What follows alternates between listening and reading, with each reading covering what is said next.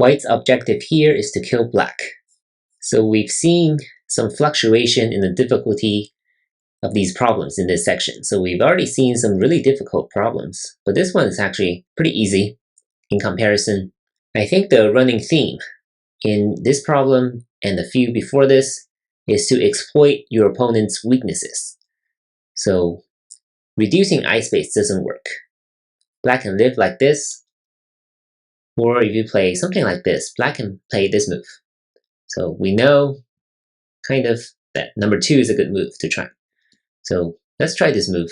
The good thing about this move is that it sets up number 3, which sets up this snapback at number 5, because black is very short on liberties.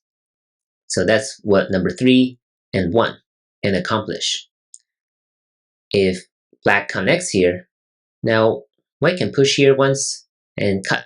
This is a pretty basic pattern for life and death, as well as because black cannot come in here at number 6, black can only play this, and now white can just capture black like this. And of course, if black plays anywhere left of number 1, white can just capture this stone, and there's not enough ice space for black.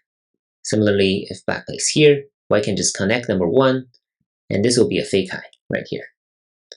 So overall, there's not much to this question, as long as you find number 1, which shouldn't be too hard due to black's shortage of liberties. And if you try anywhere else, black can play this move and should be able to make a living shape. It'll be a connect and die this way. If white tries this, black can also play this.